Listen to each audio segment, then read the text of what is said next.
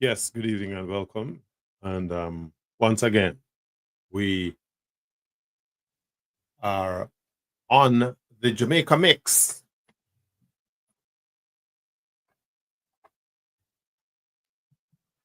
Now, as you all are aware, Jamaica is on the cusp of general elections, and the expectation is that general elections going to be um,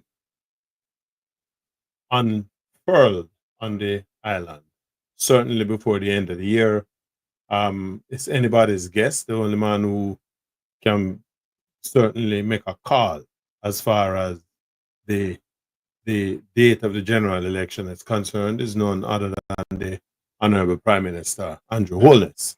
And so the nation waiting with bated breath as we go about um, making that determination as to when the election is going to be held. And there are good reasons to for those are the people who are the predictors to the have different methods of or different arguments as to when the election date is going to be.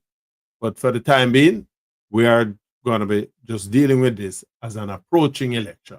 And of course, the two protagonists in the contest, the incumbent Jamaica Labour Party, and of course the challengers, the the opposition People's National Party, led by Mark Golding, and of course the Jamaica Labour Party, led by Prime Minister Honorable Andrew Holness. Now,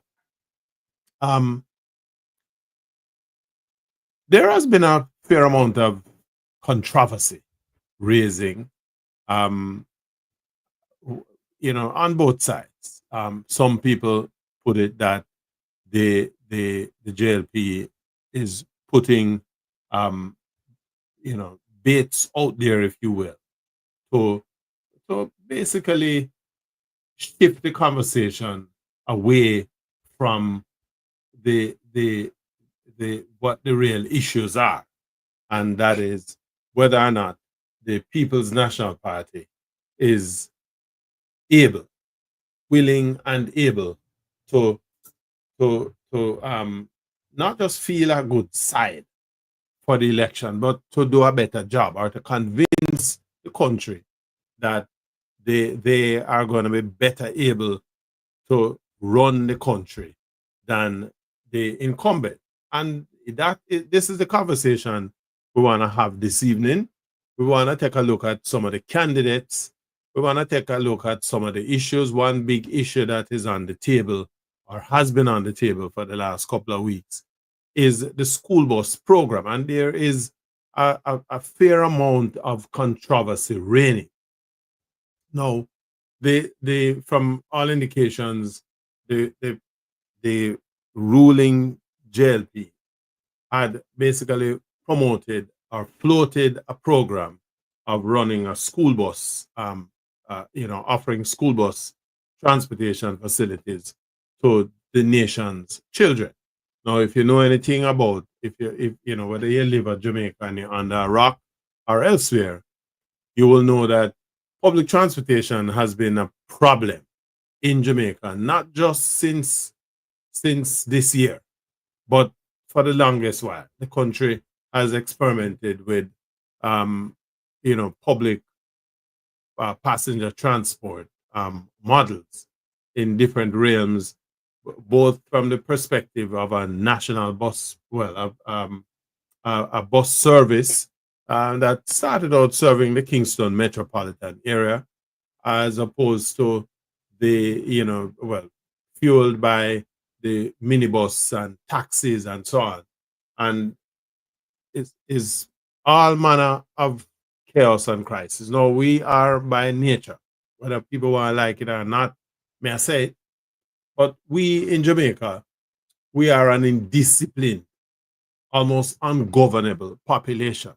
And we make some of the simplest things, we turn them into massive, controversial problems, and certainly public passenger transportation is one of them. Keep in mind, we come from the days of the Chichi bus, the JOS Jamaica Omnibus service that was abolished in the 1980s. We saw where the handing over of bus routes to itinerant bus operators, a whole floodgate opened where people could import all kind of buses. And for different reasons, some of these policies, naturally, people benefit from it. Bus operators, some turn millionaires, some broke like a dog because them don't know nothing about running a bus business, and them run out of money, gas, and ideas. But the people who feel it the most is a traveling public, right? It do help that as a country, things are expensive. We have one of the lowest, domestic income levels in the region, where Jamaica's per capita GDP is just about 7,000 US dollars, and that compares only Haiti worse than we. So when you think about people's personal domestic income, where your national minimum wage, well, that pushed that up to almost about $16,000 a week, which is still less than 100 United States dollars. Then you get an idea where people have to pay rent, bus fare, buy food, send picnic to school, so things back.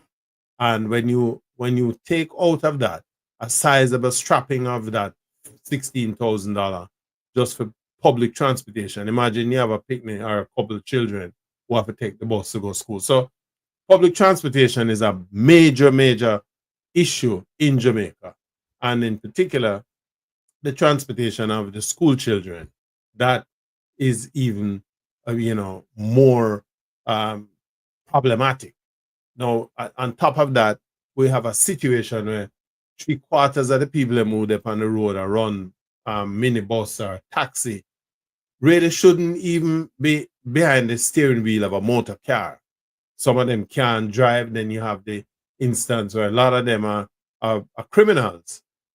We have, the continuous, the mounting statistic of missing children, particularly young women, who, by the time the police finally get around to some level of investigation and so on, we're finding our young women raped, murdered, buried all over the place because of how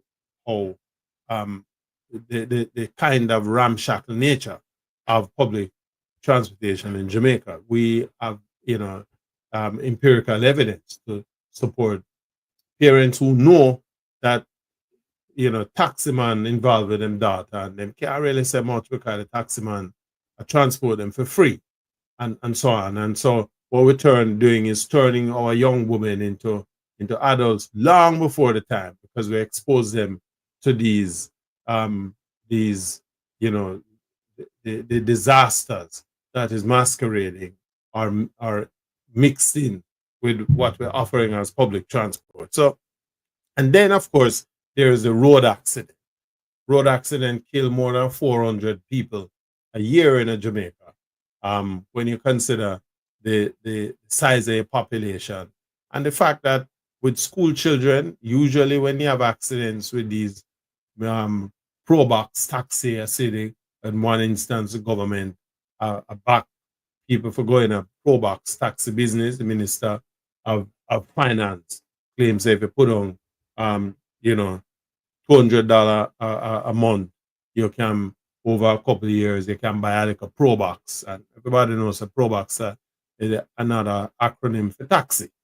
And then on the other side, you have the opposition, who basically talk about, strengthening the taxi thing as opposed to supporting a public bus program. Now, behind all of that,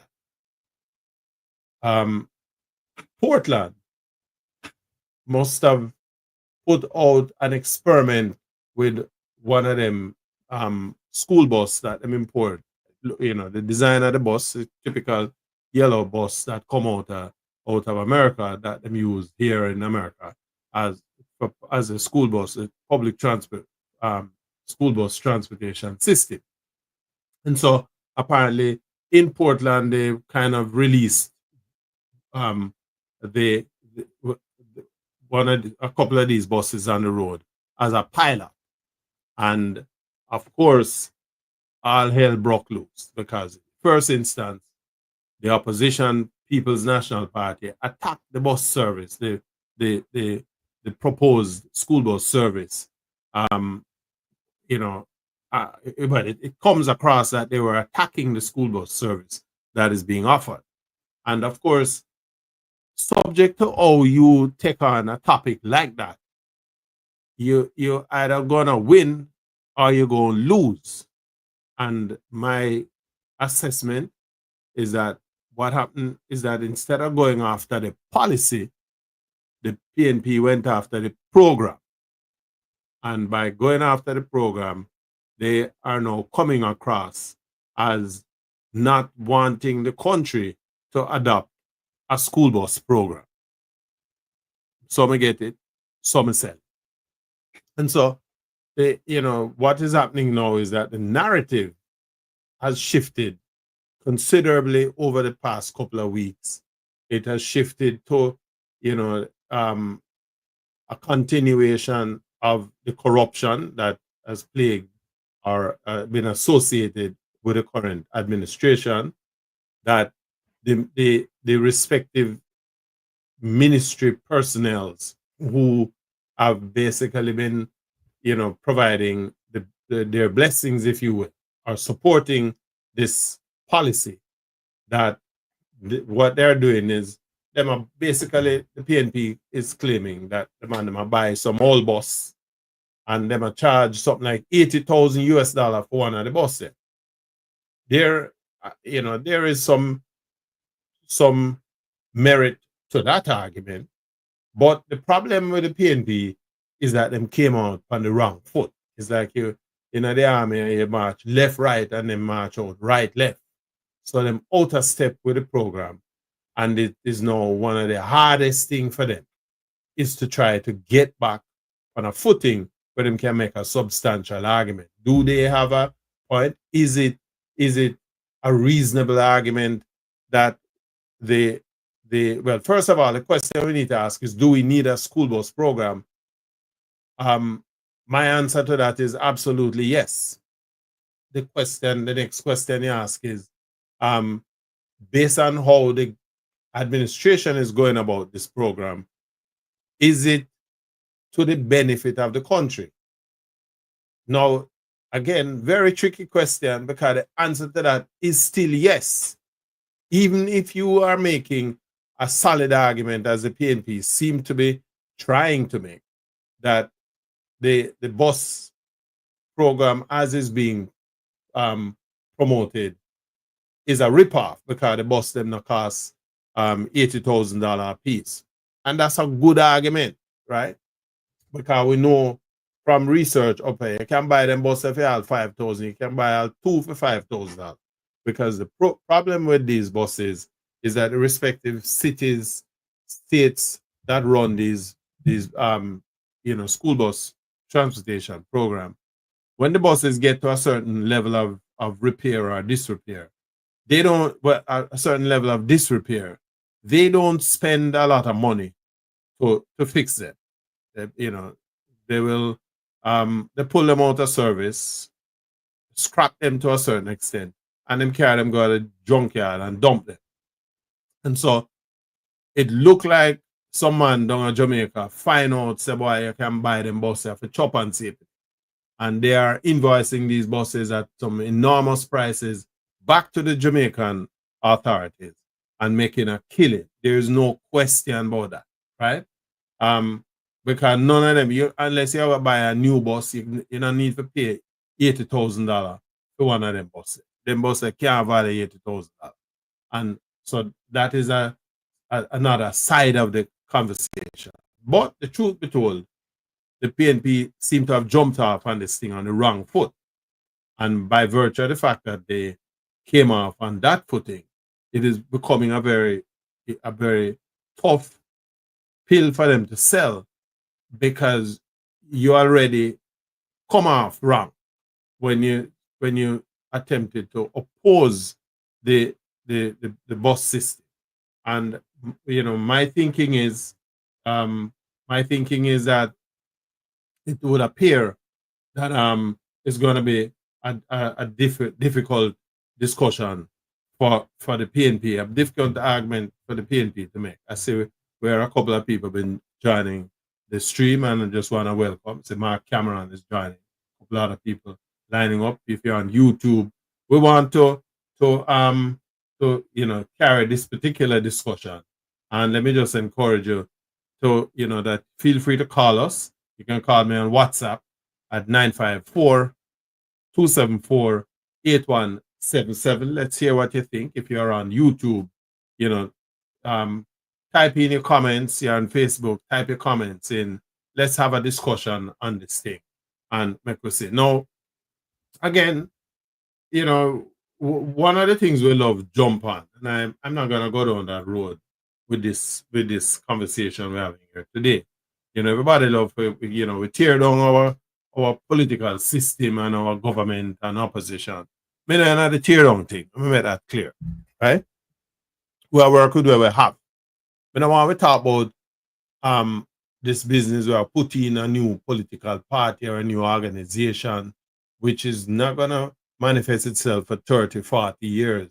Let's work with what we have right now. How can we make it better? Right? And so the question I ask is, what are your thoughts as to where we are going as far as the pending election is concerned? Remember, call me on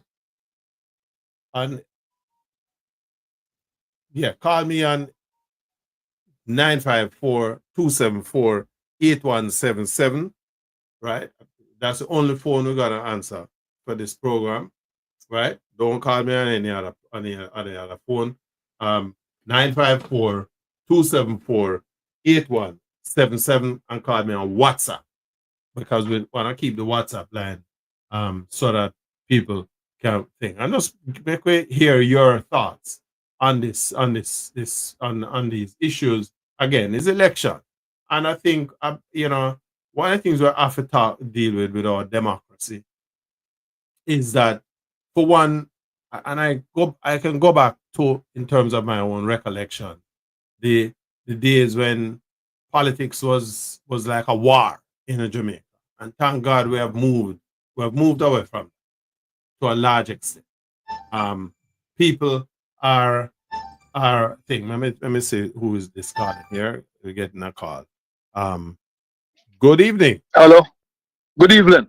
Mr. Mark Renaissance. How you do, sir? Yeah, man. I'm me same one, brother. Me same one. Welcome to the program. How you do? My pleasure. I've been watching the whole bus controversy, and at first I thought it was a good idea, and I even mentioned it on my page that it's a good idea because those buses are fairly good. They're well made. As you know, in America, they ensure that all the what do you call it? Safety measures are in place for school for children. So those buses are good, well-made buses.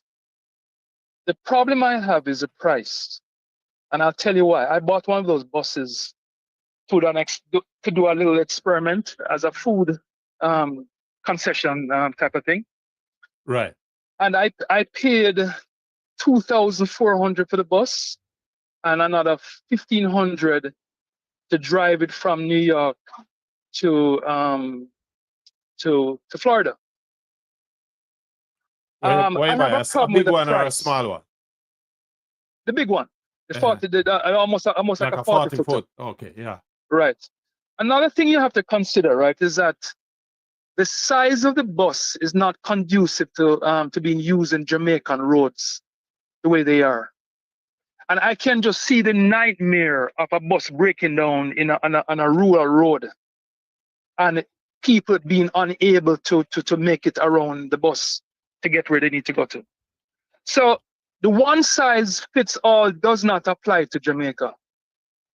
And that is where I see the shortcomings in the decision to buy buses like that for Jamaica. Now, there's some smaller buses, school buses, that would be more appropriate. But those are not the ones that I've been seeing advertised coming into the country. So to me, it seems as if, I hate to say this, but somebody's always making money off of our resources, using legitimate needs to make money. And I'm not accusing anybody of that. No, but but I smell a rat. I tell you, But I smell a rat. Hold your thought there, man. I smell a rat. Hold your thought. I smell a rat. Hold your thought for a second. Because you are correct. I think though, because I think anybody with any sense, we know how the bus, and I mentioned it at the beginning of the program, that the school buses, the program here, in respect of the buses, just to support your argument, these are very hardy buses. They're designed for rough work and so on. The difference though is that they're not expensive, and what happened is the different counties, states, they pull them out of service once they get to a certain level of wear, and if they get to any disrepair, they don't even repair them because they are not expensive buses. And so if you're buying them second hand, it's almost a chop-ons expenditure. So you are right. Almost a giveaway. A giveaway. Because as a matter of fact, in New York, them give them away. The only reason I was able to get that bus from New York, is that my friend works for the department, for the DOT, Department of Transportation. Right.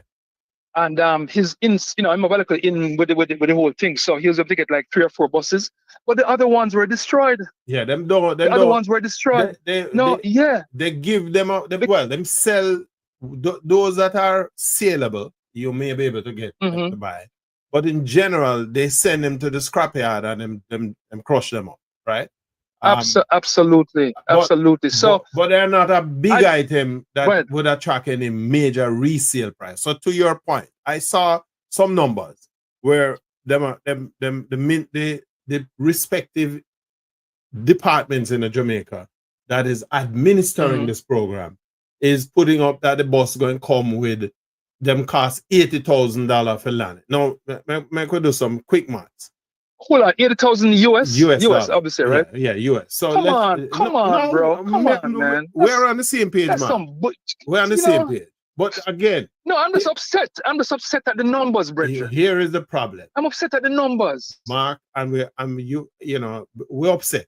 But the thing what we need to do is to ventilate it, because a big part of the issues with us, is that most people just basically lie down and take. The reality is that yes, I think you and I are on the same page that we need a school bus system in Jamaica. There's no question about that. What is required? The damn problem with this program is that the JLP is going to use it and is using it as an election thing, and you can't blame them. I saw politics going in Jamaica anyway, right? If you have a leg up, you're going to use it. The problem with it is that with the way it is being discussed is, I think the PNP jump out of the gate early with it, and them jump out, and it came across as if they were coming out against the school bus system, and as a consequence of that, them lose the argument, right? You lose the argument, because when you consider the problem with our public transportation system in Jamaica and what it has done to our children over the years, and I go back to the 1980s when we cut out the JOS bus and thing, and we see what transpired on the road and how our children became more hostile, more aggressive, because we have a system that is transporting them that really don't want to have to deal with them. And then in the latter years, we have the taxi man, them who are rapists and them are thief and murderer and criminal and all of this kind of problem. So the problem is that the bus system in Jamaica, the school bus system, is a necessary, it's a needed item. The problem with it Right, is right. just like how you put it. Some set of people seem to have jumped onto the thing, and because it's a policy that it don't look like it was properly how should I put it, documented, a policy framework that was set up that you say, if we're going to bring in bus, the bus, they must be such. This is the, because $80,000 can buy a brand new bus, right? Yeah, yeah, yeah, yeah, yeah. More It, than a brand new bus. in fact, you can You buy can buy, two or three. bro. You could buy a camper bus. Man can sleep like 2 bedroom camper. No, but we're talking People about can school sleep in bus. it. We just talk No, for but the I'm just saying to you, I'm just giving it yeah. the how much it's worth. If we're gonna buy a Yeah, you bus, could buy yeah. if you're gonna You spend could buy $80,000 on a bus for transport school pick, you could have buy 3 buses with that. Plus, one would think that if the government ever run a program like that, then you should make the buses duty free, right? So that what we are work with now is invoice price plus shipping, which can be more than about $2,000 for ship that vehicle to Jamaica. And that's your CIF price, right? Handling shipping, right? So hold on there. The buses are not duty free. I don't think they're duty free. I do not think so. Why wouldn't it be duty free if it's a government initiative? Because it's a program that they have established and somebody is going with it, right? So the government has still make money off it from the duty end. The bottom line is the cost is too high. That's the first thing. And that tell you that if you ever buy second-hand bus and bring them in Jamaica, and what they claim to is that implicit embedded in the price is a service contract. Bullshit. You don't need that. The problem though is that the problem is that there wasn't enough thought, as Opal Morris Powell pointed out here, not enough thought, and in respect of the opposition to the program, there wasn't enough thought to their opposition either. And so in the middle of all of this is this huge hill that at the end of the day is the consumer going to have to climb it. For me, I am seeing it. The good in it is that it will provide a transportation system for our children. The cancer in it is the cost one. The additional side effect of the cancer is that somebody or a set of people is setting up themselves to make a piss pot load of money off the taxpayers, which I think is your point. Well, such is the life in Jamaica with most of the things that we buy. Somebody makes money off of it. Somebody makes money off of of buying and liquidating our assets. It's part of it's almost in our DNA. And the system that we have in place perpetuates that dysfunction. Now, as you know, the opposition will oppose for the sake of opposing, because they would seem like they're irrelevant if they don't oppose. Which I think So is what is happening right now. it lends itself to a bigger question. And as you know, I've been pushing for constitutional reform in how we elect our people. We cannot have this same system in place that is based on party loyalty and country disloyalty. We cannot continue with that. And I'm amazed at how brighter people how many bright people we have in Jamaica that continue this dysfunction.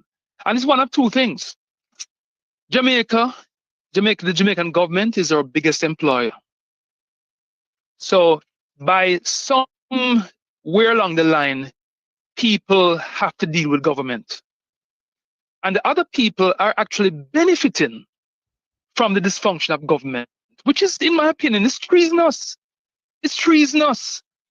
Here it is. We have so much more information available to us as a people.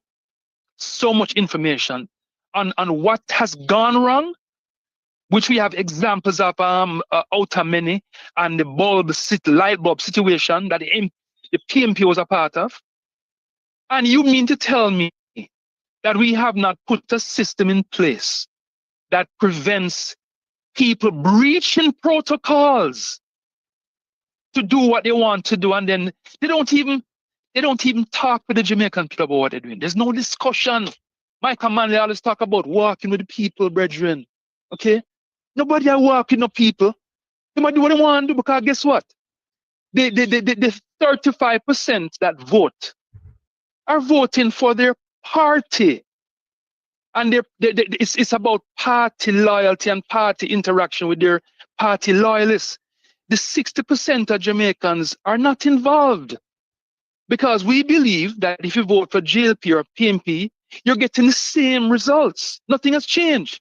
And they've made it very difficult. As a matter of fact, you know of my involvement with the UIC, and I'm not involved in them anymore, right? You know about that from a long time. Mm-hmm. Now, Joseph Patterson, I'm no fan of Joseph Patterson, but the internal constitution is good, right? He should be allowed to be part of the debates. But no, the establishment shut out everybody else.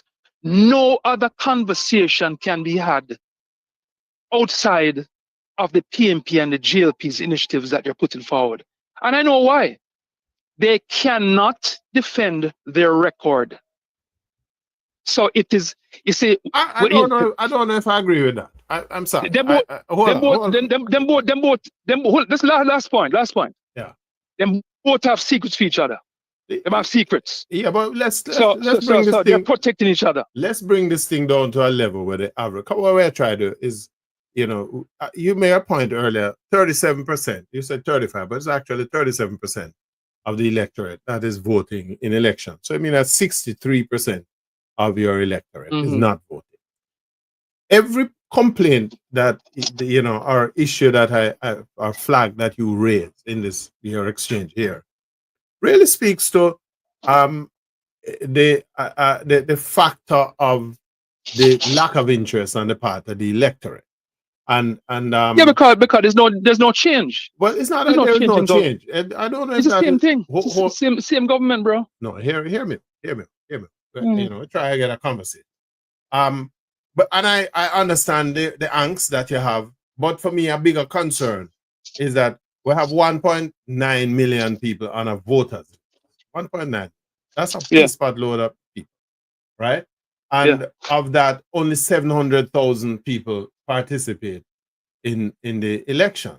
So the question we need to ask ourselves is why. I said there. Opal said voters fatigue. That may be one argument. But let's go back. I think there are two things that is happening is that we have two political parties, there are two major political parties. The Constitution is enshrined in the Constitution. A lot of different people have tried to come up with a third party or establishing a third political party. No, years ago. Well, there is. UIC is one, and the DPP is another one, I think. A third party is a party that contests the election and find themselves involved in the process to the point where the electors are prepared to vote them in, whether or not they have a majority or not. But our system currently is a two-party system. That's essentially what it works, right? The reality of getting a third party in requires time and effort. Derek says it's a demotivated electorate. Don't know if I agree with that either. But here's what I think.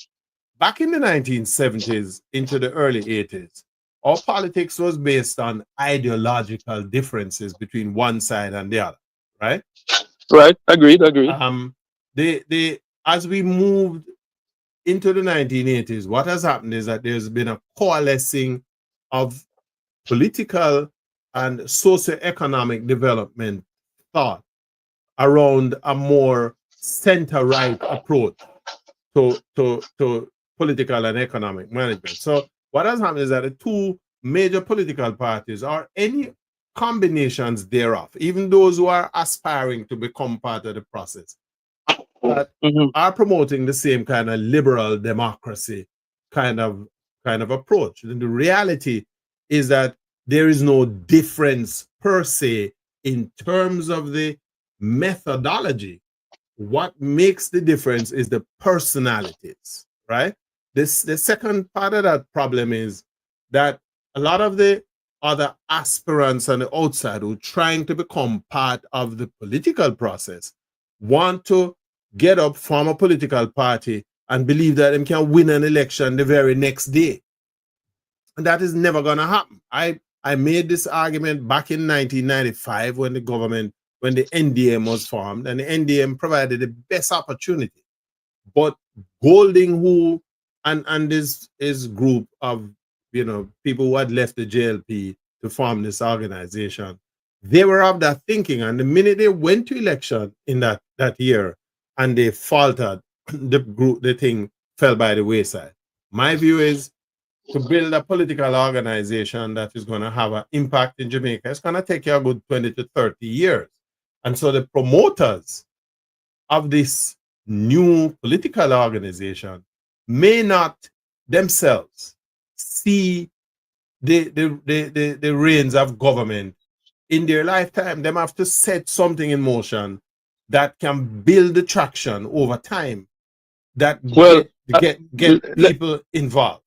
And that's well, not let me the tell you, approach that has been happening. well, let me tell you what could speed up the process. If you force the government. No, but you can't again, when you talk about democracy, there's no such thing about force. You have to educate people, Mark. It's education. Well, hold on, boss, hold on. I agree to you to some point, but I'll tell you what I mean by this. You can do it in a couple of ways. Many years ago in Mandeville, they had a dust problem. Okay, I went to Tufton about it because he has a mother who lived in Mandeville. I'm saying, yo, Bridget, this dusting, I kill people down a mile gully. What can we do about it? He said we should burn tire and do whatever. I said that's not acceptable. I don't think at the time he wasn't in government or he was aspiring to be. I don't know, one of the two. But anyhow, how I got the government to fix the problem was to embarrass them into compliance. And what I did was I went on Mutty Perkins. I went on Beyond the Headlines. I was also interviewed by Al Jazeera, who came to my home to discuss the bauxite problem, the dust problems in Mandeville. And that is how I was invited to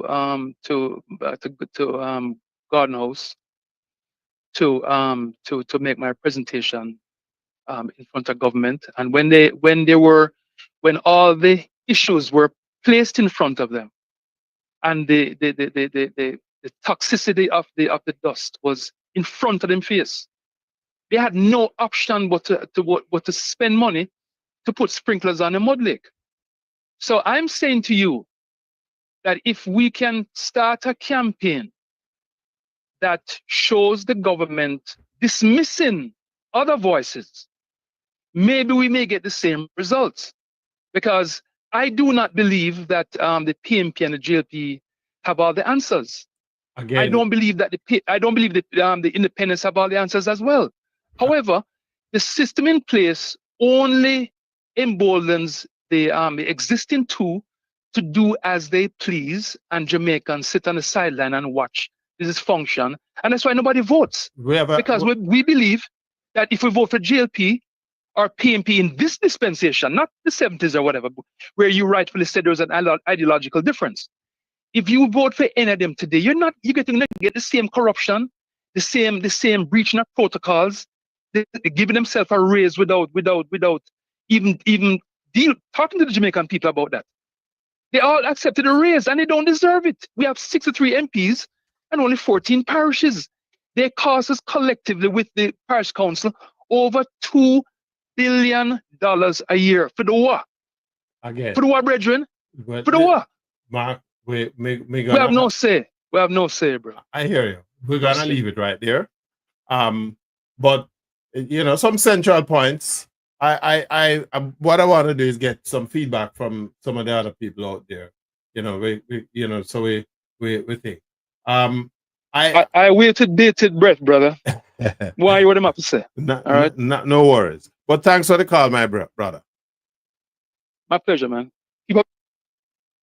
All right, that was a caller, giving his own views in respect of this thing. Again, the reality is for me is that democracy is an experiment and is a lifelong experiment in respect of country. I believe that first of all, and I don't share the view that we can you can make the kind of political without fire and gunshot and revolution. You can't make those kind of dramatic political changes without mobilizing or motivating people. I think the Jamaicans are to a large extent of the view in terms of the way how they see the politics that there is very little difference between the two sides. Um, there is not a dependence on politicians per se for people to find their way, right? And so, whereas back in the 1970s and the early 80s, where you needed your MP to get certain things done, that is not exactly the case anymore in Jamaica. But because and let's deal with, let me just have a say about the corruption issue, because I think we lambast our public servants, politicians, and others, and I do it too, right? That we corrupt. Yes, there is corruption. There is no arguing against that. The reality, though, is that the the the reality is that in any country where you have a political system, right, where people are required to cast votes, etc., and you're electing people, corruption is everywhere. It's not a Jamaica. It's not something that is unique to Jamaica. The corruption is everywhere. There's no country bigger than the one I mean live in now, and the corruption is to the highest extreme, right?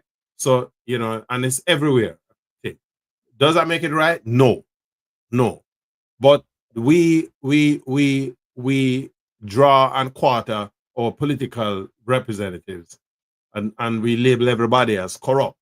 That is not to say that there is merit to the corruption argument, but I don't think we are any different from anywhere else. My thing is, what we need, I don't is to what we need is to be able to motivate, first of all, our electors to participate in the process.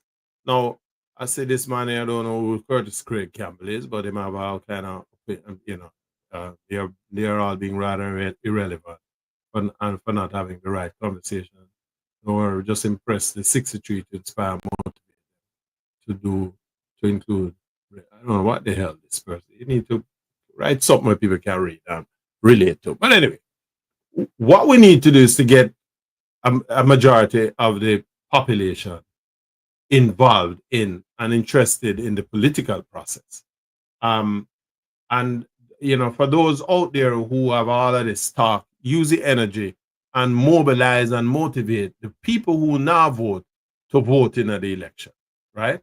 Because you can turn back the decadence by the use of your vote, right?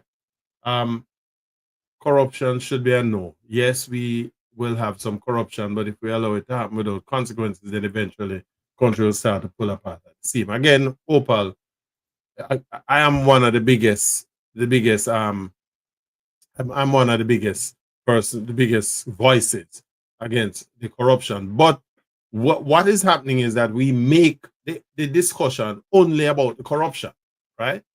We make the discussion only about that. And what we do then is that we lose track of the other issues. Let me give you some issues that a small country like Jamaica, sports and education, sports, culture, these are major economic buttons that we can punch as a country. But we don't have policy that speaks to these things. And that is what we need to do, is to mobilize our electors, our voters, to become more involved in the process to whoever the political representative is from your constituency. Jamaica small, 4,400 square miles, less than 3 million people, 2.8 million people, got a population a decline dramatically, right? What we need to do is to motivate our people, right? We need to motivate our people. I disagree with this argument about the head of the stream is corrupted. Our reality is that Jamaica is a corrupt country.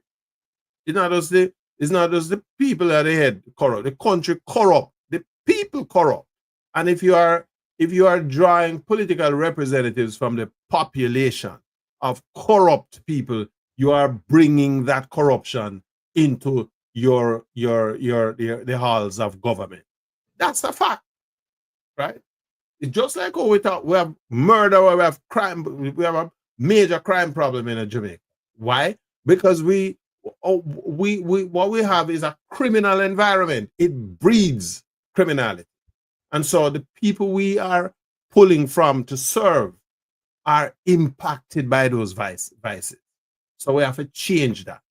And you can only change that by getting people to participate, right? You can't change the system from outside.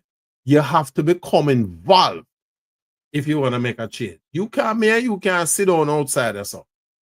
And we talk and believe that by talking, you have to go down there, roll up your shirt sleeve, form a thing. If you want to see political transformation, form a political party. Don't expect that you're going to form a party tonight and we have our election next year and you're going to win a majority of votes. No, it don't happen like that. It don't happen like that. And that is what has impacted us negatively over all of these years, right? Jamaica is essentially a criminal enterprise as a country, right? We are an indisciplined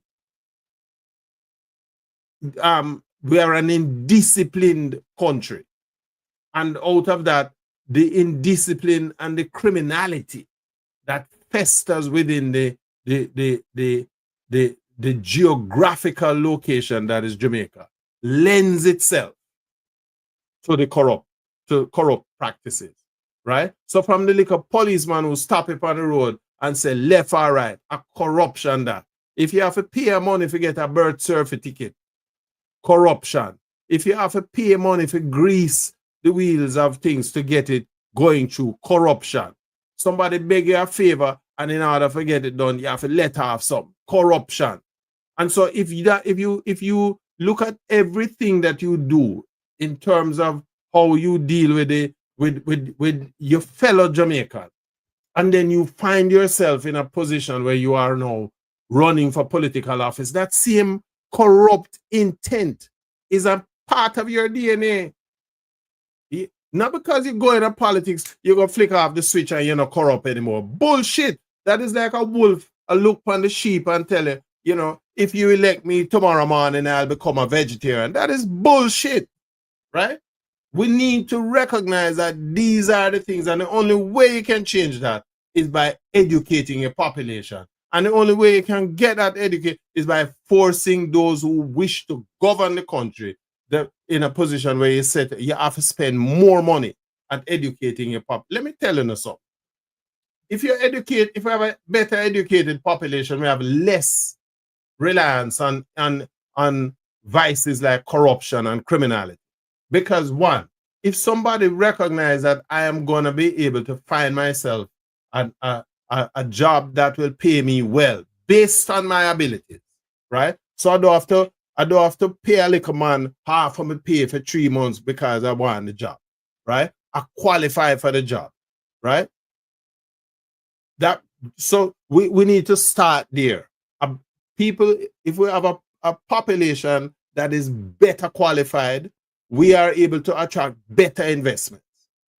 A population that have a better ability to read, to write, to reason is less likely to kill off one another, to go for a gun or a stone or a knife when them and somebody get in a thing. And when you have less of those kind of domestic and other kind of violence, you have less need to spend big money to build prison and hospital and pay police to give them big gun and bigger motorcycle and car for drive, right?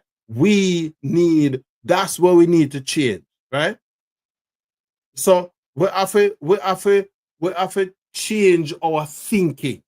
We have to educate each other as to why you need to participate. Because if only 37% of your electorate is participating, what is meaning? And remember that these votes are split almost evenly between the two political gangs, right? One side get half, the other side get half, give or take a few percentage points, a few points of a percent, right?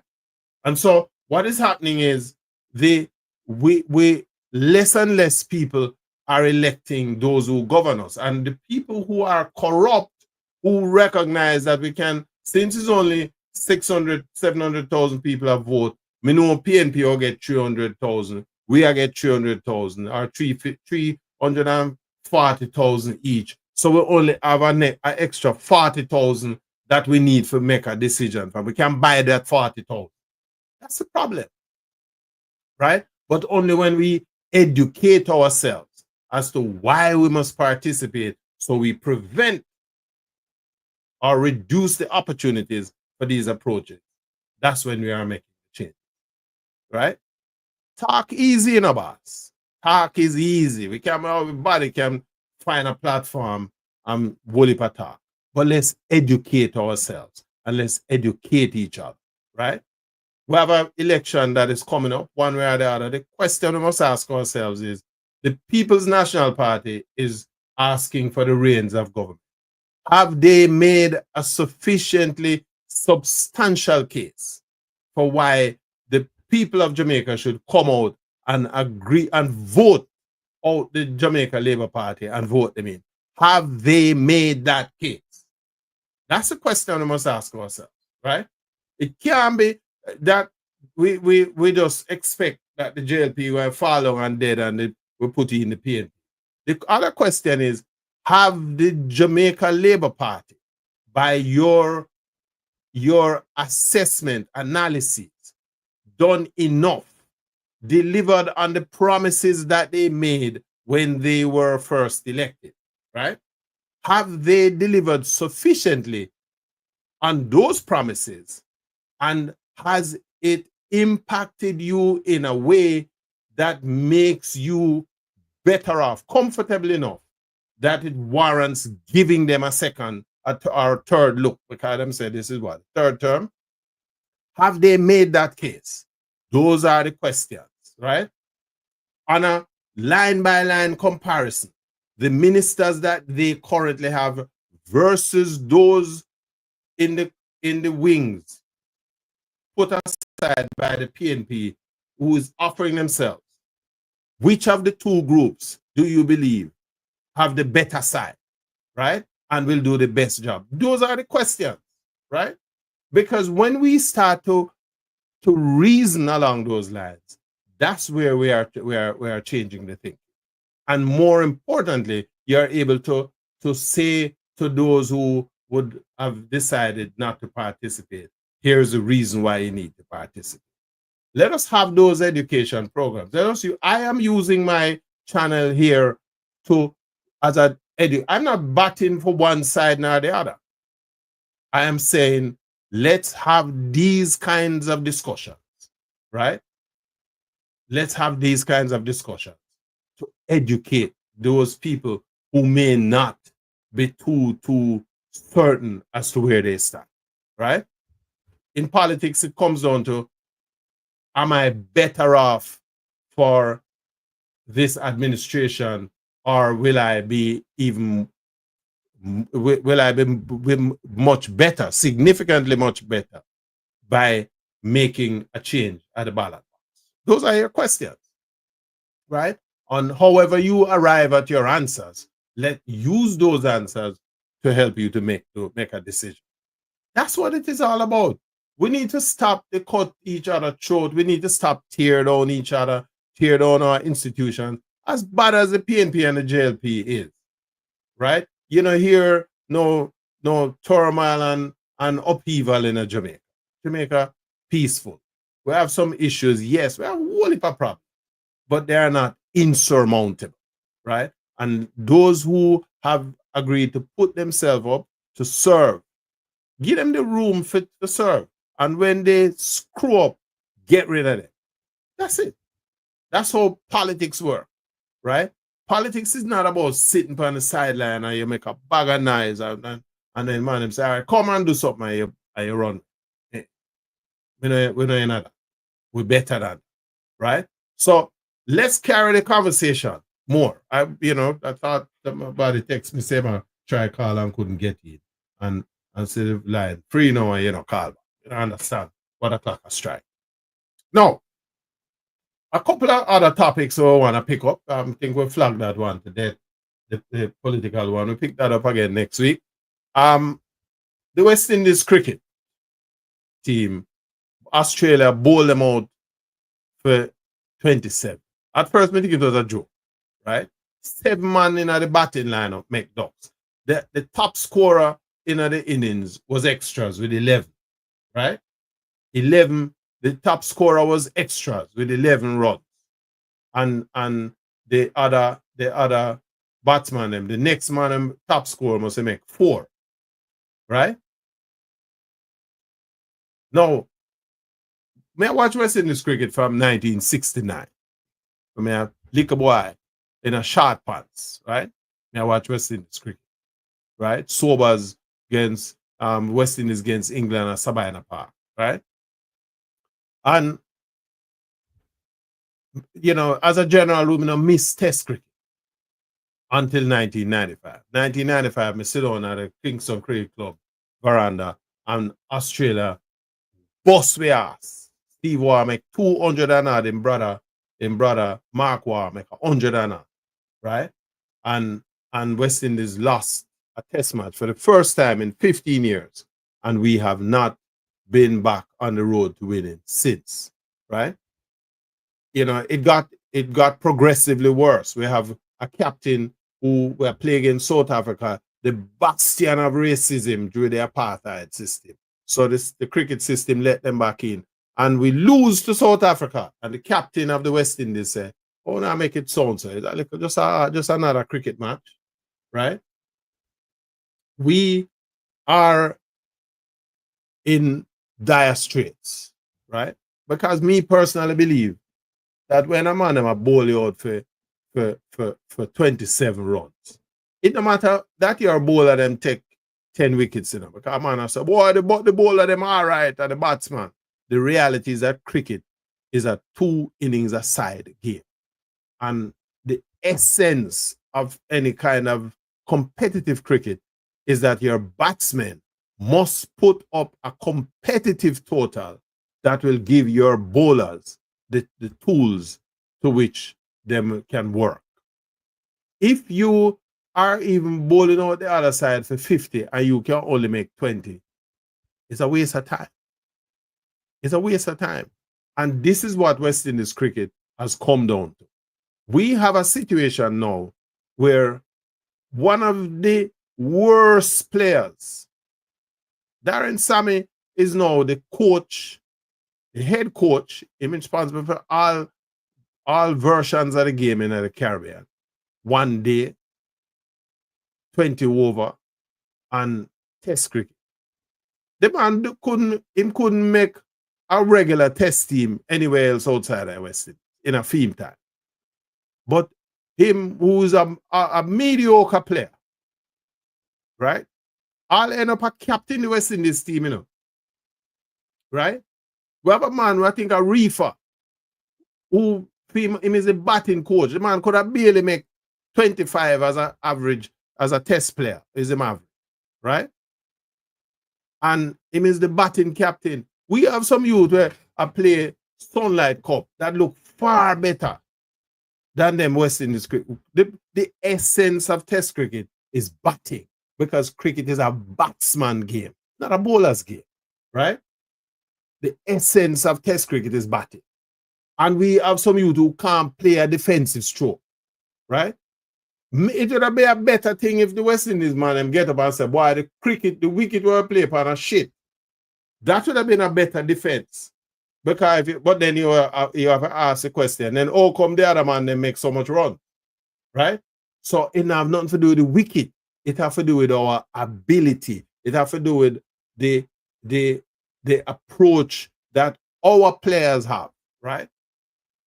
You can't play cricket unless you play whole heap of cricket, which means cricket, because it's a 4 inning sport played over 5 days, where as a batting team, you must be prepared to bat 90 overs a day.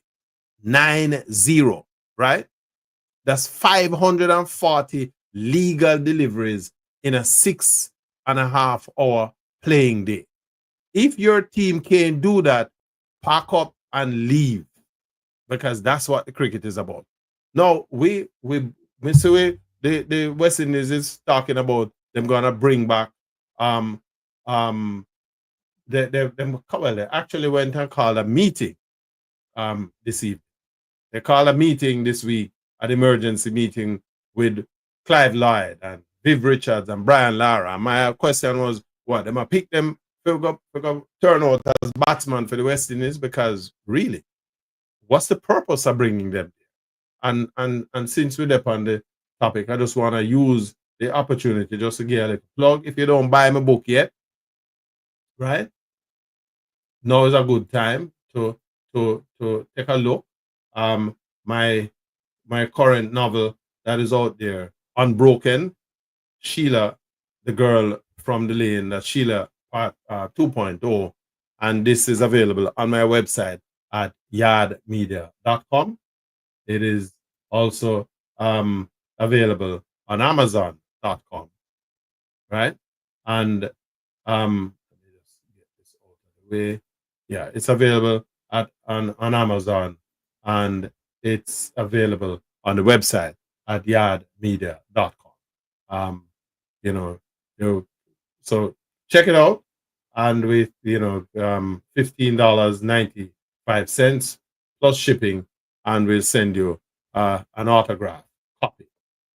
At the same time, I just wanna give a plug to my good friend Professor Christopher Charles, who launches his book on the 2nd of August at the Island Space Museum. 2nd of August. It's going to be a Saturday. And this book, The Psychology of Skin Bleaching, Motivations, Behavior, and Consequences. And again, this book is written by Professor Christopher Charles, a major social issue that as a people, not just in Jamaica, but people of color around the world, particularly Caribbean and on the African continent, have had to be grappling with. All right. So back to the topic at hand. The West Indies is faced with a conundrum. What are we going to be doing to turn this around? Me personally, after 2007, after the 2000, I think it was 2002 World Cup in South Africa, where Richards made those comments. Me stop follow West Indies cricket. Made it kind of step away after the Australian defeat of West Indies in 1995, and my participation as a cricket spectator has waned considerably over the thing. My own view too is maybe we need to just take the cricket ground them and dig them up and do, plant callaloo and all them, or weed or something in the ground, because we don't know nothing about cricket anymore, right? We're not putting in the investment, and so the question that it begs is, what has been the role of our leaders at the social and administrative level of the sport with respect to dealing with turning the thing around? We have a similar problem here in Jamaica with our athletes, where we see at least 4 athletes have already jumped ship, gone to represent Turkey, right? In from a track and field athletics perspective. Now, Jamaica is a country with a rich track and field tradition, but we now have two agencies that govern our track and field operations in Jamaica: the Jamaica Olympic Association and the the JAAA, right? I have a funky name, Jamaica Administrative or Athletics Administrative Association. We call them the JAAA. And these people are operating as administrators of the sport as if they are the people that the fans come to watch, right? So, the problem is that well, Derek asked, "What about soccer?" Good question. The reggae boys, we bring foreign coach from Alba. What is happening is that these sporting bodies, the West Indies cricket, the JFF, as far as Jamaica football is concerned, track and field, the IAAF. These are the international bodies that provide the oversight for these sports. And they provide funding not to the country per se, but to entities organized in those countries as federations, administrative associations that reports to nobody else but the people who provide them with money. So the job that they're doing is not for the benefit anymore of the people who play the sport. In fact, what is happening is by virtue of the way how we administer sports, right? Sports is usually from a mass public viewership or participation standpoint, it provides the benefit or a service to the country where you use the sport.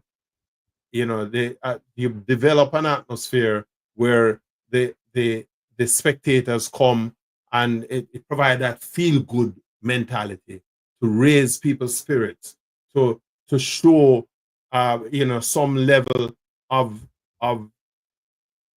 what some level of superiority in terms of their ability as participants in this sport.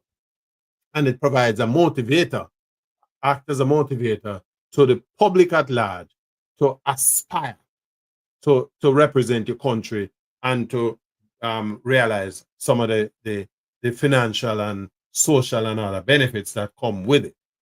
However, the administrators seem to believe that it is them that the spectators now must lead to laud up. And so the participants in the sports are treated as mere, just that, participants that have to follow our instruction, is what we say, right? We decide if you gonna run, if you gonna play, and almost, how your representation is going to be maintained. And they are getting a piss pot load of money from the sporting goods companies. In the case of track and field, there is talk about this massive contract that was waived in front of the JAAA for the trying to win the Jamaican athletes sponsorship away from Puma, and the JAAA basically turned it down and have not said a word as to Jamaicans as to why they did so, what benefits were in the Puma contract relative to the Adidas contract, and what makes it better for them to stay with this as opposed to taking on the Adidas contract. And it makes the argument too that is it a case where there are so much benefits in the contract that append to the administrators that it makes it worthwhile for them to stay with this than to take on something else. But again, they don't have to report to anybody because they are a law unto themselves. So much are they into this thing for themselves that they don't even provide the services that the team members that are selected, people who bust them ass, train and starve and suffer in order to represent the country. And when them qualify, the JAAA don't even members say them qualify to submit them name, right? and nothing no happen. Eh? We have athletes who need help. Nothing. That's why the JAAA is coming up more recently. The Jamaica Olympic Association made an argument that they want to they want to put together some sort of a funding for a sort of a pension fund, if you will, to the benefit of the athletes. And while I will not say that it's a bad idea, you know, the question you have to ask yourself is, you know, how are they going to move the ball to the level where the athletes are comfortable? And nobody is suggesting it's where they in a Gleaner article, recently published Gleaner article, the Jamaica Olympic Association is pledging to establish a pension scheme for the islands athletes, which the media is supporting as a capital idea. Christopher Samuda, the JAAA boss, they refer to this as a practical response by the decision by a number of top athletes to relinquish the Jamaican status, and so on, and it goes on. I believe that while a pension program is important, you need to dissect the issue more deeply, because there are more than just the question of money in the immediate term. There are a lot of other issues that are at play, right? In listening to the JAAA president, or the head of the JAAA, his response to the athlete's decision to walk away is that it is their agents and their handlers who are encouraging them to walk away. People, Mr. Gale, are going to go where them can earn enough to feed them family and to put themselves in a position where them not have to walk with them hand in front of them, one in front of one behind them, right?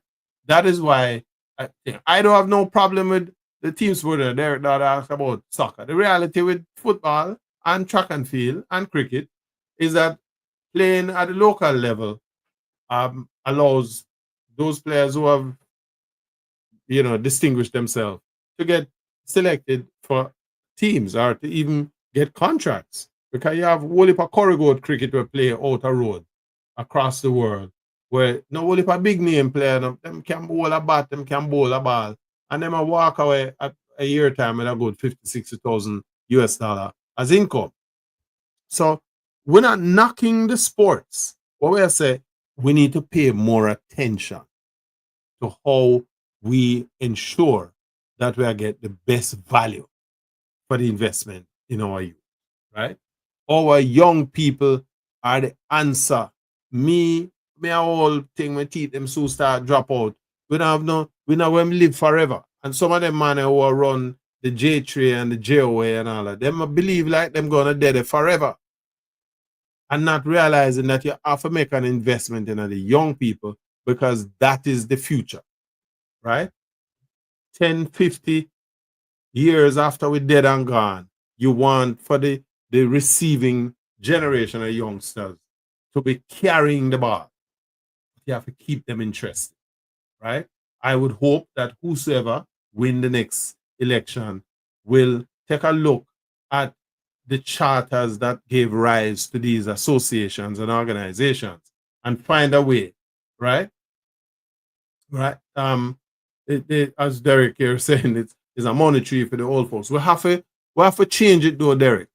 We have to get to a point where those who have a job to administer remember that it is not about them. It is about the athletes. It's about the ethos and the ego that you nurture, nourish, and fertilize, so that people happy to say, boy, I'm a Jamaican, and no matter where me go, I'm a Jamaican. I mean, I get that up because your nation are back you. That's what I say, right? That's what I say. Tell me one thing. you know, I want to just use the opportunity to say thanks to the people who participated, those who call, those who try and call and never get in. My bad. But we had a pretty solid, rigorous discussion. But let's keep the conversation going. And remember, election are come. Talk to your friend. If he or she now and make them know why they have to vote. You can't take voting for granted.